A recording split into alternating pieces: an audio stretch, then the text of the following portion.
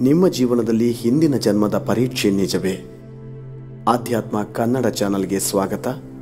ಅತ್ಯದ್ಭುತ ಅನುಭವಕ್ಕೆ ದಯವಿಟ್ಟು ಇಯರ್ಫೋನ್ ಬಳಸಿ.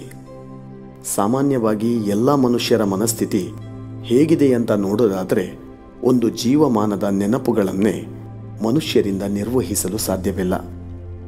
ಇನ್ನು 10 ಜೀವಮಾನಗಳ ನೆನಪು ಉಂಟಾದಾಗ ಮನುಷ್ಯನಿಗೆ ಹುಚ್ಚು ಹಿಡಿಯುವುದಂತೂ ಖಂಡಿತ.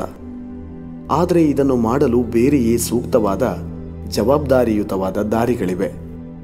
ಸುಪ್ತ ಪ್ರಜ್ಞೆಯ ಪದರಗಳನ್ನು ಪ್ರಜ್ಞಾಪೂರ್ವಕ ಸ್ಥಿತಿಗೆ ಕರೆತಂದು ಅವುಗಳನ್ನು ಕರಗಿಸಬಹುದು. ಅದು ನೆನಪಿನ ಮೂಲಕ ಅಲ್ಲ, ಪ್ರಾಣಶಕ್ತಿಯ ಮೂಲಕ. ಹಿಂದಿನ ಜನ್ಮಗಳನ್ನು ನೆನಪಿಗೆ ತರುವಂತಹ ಫಾಸ್ಟ್ ಲೈಫ್ ರಿಗ್ರೆಷನ್ ಹಿಪ್ನೋಥೆರಪಿಯಿಂದ ಲಾಭ ಇದೆಯೇ? ಜನರು ಈಗ ಹಾನೆಸ್ಟ್ ಆಗುತ್ತಿದ್ದಾರೆ. ರಿಗ್ರೆಷನ್ ಹಿಪ್ನೋಥೆರಪಿಯನ್ನು ಇಲ್ಲಿಯವರೆಗೂ ಇದನ್ನು ಪಾಸ್ಟ್ ಲೈಫ್ ರಿಗ್ರೆಷನ್ ಅಂತ ಹೇಳುತ್ತಿದ್ದರು. ಈಗ ಕಡೆಯ ಪಕ್ಷ ಅದು ಏನು ಅನ್ನೋದನ್ನು ಒಪ್ಪಿಕೊಳ್ಳುತ್ತಾ ಇದ್ದಾರೆ. ವಶೀಕರಣ ಅಂದರೆ ಮೂಲತಃ ಇದರಲ್ಲಿ ನೀವು ವಾಸ್ತವವನ್ನು ನೋಡುವ ಪ್ರಯತ್ನ ಮಾಡುವುದಿಲ್ಲ. ನಿಮಗೆ ಬೇಕಿದ್ದನ್ನು ನೀವು ನಿಮ್ಮ ಮನಸ್ಸಿನಲ್ಲಿ ನೋಡುವ ಪ್ರಯತ್ನ ಮಾಡುತ್ತೀರಿ ಅಲ್ವಾ? ವಶೀಕರಣ ಅಂದರೆ ಅದೇ ಅಲ್ವೇ? ಯಾರನ್ನಾದರೂ ನೀವು ವಶೀಕರಣ ಮಾಡಿದರೆ ಅವರನ್ನು ನೀವು ವಾಸ್ತವಕ್ಕೆ ಕರೆದುಕೊಂಡು ಹೋಗುವುದಿಲ್ಲ. ನಿಮ್ಮದೇ ವಾಸ್ತವವನ್ನು ನೀವು ಆವಿಷ್ಕರಿಸಬೇಕಿದೆ. ಒಬ್ಬ ವ್ಯಕ್ತಿಯನ್ನು ನೀವು ವಾಸ್ತವಕ್ಕೆ ತರಬೇಕಾದಲ್ಲಿ ಬೇಕಿರುವುದು ಅರಿವು. ಇದು ವಶೀಕರಣಕ್ಕೆ ತದ್ವಿರುದ್ಧವಾಗಿದೆ. ಆದರೆ ಈಗ ಅದನ್ನು ಹಿಪ್ನೋಥೆರಪಿ ಅನ್ನುತ್ತಿದ್ದಾರೆ. ಇದರ ಪ್ರಕಾರ ಬೇರೆಯದೇ ವಾಸ್ತವವನ್ನು ಸೃಷ್ಟಿಸಿ ನಿಮ್ಮನ್ನು ಸರಿ ಮಾಡಬಹುದು ಅಂದುಕೊಂಡಿದ್ದಾರೆ. ನೀವು ಈಗ ಒಂದು ಸಮಸ್ಯೆಯಲ್ಲಿದ್ದೀರಿ, ಅದನ್ನು ಸರಿ ಮಾಡಬೇಕು ಎನ್ನುವ ಪ್ರಯತ್ನದಲ್ಲಿದ್ದೀರಿ. ತಕ್ಷಣಕ್ಕೆ ಈ ಉಪಾಯ ಪರಿಹಾರ ಕೊಡಬಹುದು. ಆ ಸಮಯಕ್ಕೆ ಅದು ಕೆಲಸ ಮಾಡಬಹುದು. ಒಬ್ಬ ವ್ಯಕ್ತಿ ತೀವ್ರವಾಗಿ ಅಸ್ವಸ್ಥನಾಗಿದ್ದರೆ ಅಂಥವನಿಗೆ ಅದು ಸಹಾಯ ಮಾಡುತ್ತದೆ. ಅಂಥವರಿಗೆ ಎಲ್ಲವೂ ನಡೆಯುತ್ತದೆ. ಇದು ಆಧ್ಯಾತ್ಮಿಕ ಪ್ರತಿಕ್ರಿಯೆಯೇ ಎಂದು ನೀವು ಪ್ರಶ್ನೆ ಮಾಡಿದರೆ ಇದು ಖಂಡಿತ ಆಧ್ಯಾತ್ಮವಲ್ಲ. ರಿಗ್ರೆಷನ್ ಎನ್ನುವುದು ಸಾಮಾನ್ಯವಾಗಿ ಮಾನಸಿಕ ಅಸಂಬದ್ಧವಷ್ಟೇ. ಒಂದು ವೇಳೆ ಇದು ನಿಜಕ್ಕೂ ನಿಮ್ಮಿಂದ ಸಾಧ್ಯವಾದರೆ, ಹಿಂದಿನ ಜನ್ಮವನ್ನು ನೆನಪು ಮಾಡಿಕೊಳ್ಳಲು ಸಾಧ್ಯವಾದರೆ, ಇದರ ಬಗ್ಗೆ ನಾನು ಏನು ಹೇಳುವುದಕ್ಕೆ ಬಯಸ್ತೇನೆ ಅಂದರೆ, ಎಲ್ಲ ಮನುಷ್ಯರ ಮನಸ್ಥಿತಿ ಈಗ ಹೇಗಿದೆ ಅಂದರೆ, ಮನುಷ್ಯರಿಗೆ ಒಂದು ಜೀವಮಾನದ ನೆನಪುಗಳನ್ನೇ ನಿರ್ವಹಿಸಲು ಸಾಧ್ಯ ಆಗ್ತಾ ಇಲ್ಲ. ಒಂದು ಜೀವಮಾನದ ನೆನಪೇ ಅವರನ್ನು ದಿಕ್ಕು ಕೆಡುವ ಹಾಗೆ ಮಾಡುತ್ತಿದೆ.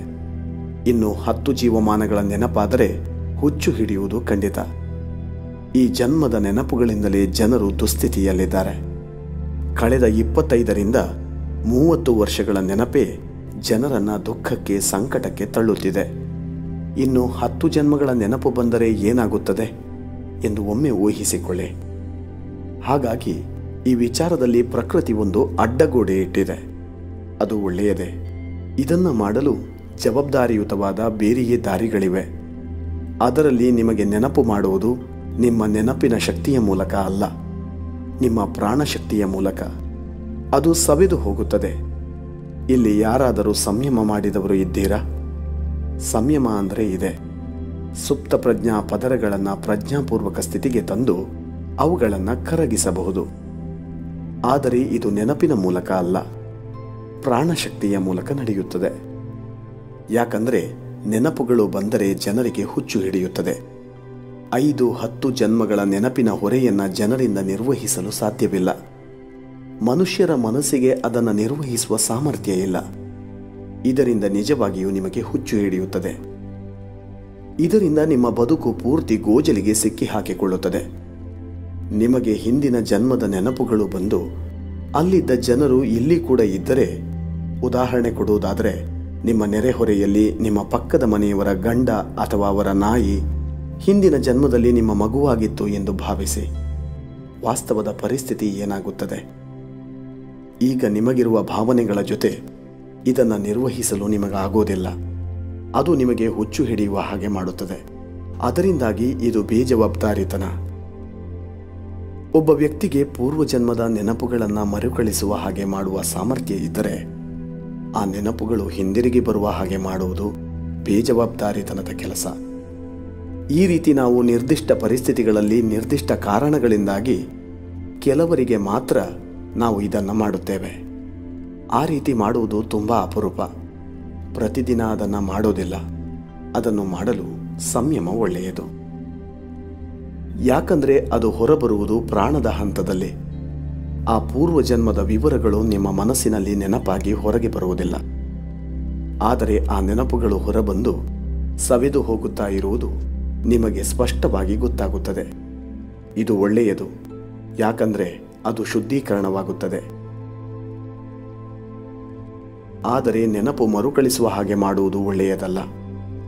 ಅದು ಹಿಪ್ನೋಥೆರಪಿ ಆಗಿದ್ದರೆ ಅದು ನಿಜವಾಗಿಯೂ ರಿಕ್ರಿಯೇಷನ್ ಅಲ್ಲ. ಅದು ಒಂದು ಆಕರ್ಷಕವಾದ ಹೆಸರು ಅಷ್ಟೆ. ಆದರೆ ಹಿಪ್ನೋಸಿಸ್ ಎಂದು ಹೇಳಿದಾಗ ಅದು ರಿಗ್ರೆಷನ್ ಆಗೋದಕ್ಕೆ ಸಾಧ್ಯ ಇಲ್ಲ. ಇಂತಹ ಮತ್ತಷ್ಟು ವಿಡಿಯೋಗಳಿಗಾಗಿ ನಮ್ಮ ಆಧ್ಯಾತ್ಮ ಕನ್ನಡ ಚಾನಲನ್ನು ಸಬ್ಸ್ಕ್ರೈಬ್ ಮಾಡಿ. ಪಕ್ಕದಲ್ಲಿರುವ ಬೆಲ್ ಐಕಾನನ್ನು ತಪ್ಪದೇ ಕ್ಲಿಕ್ ಮಾಡಿ.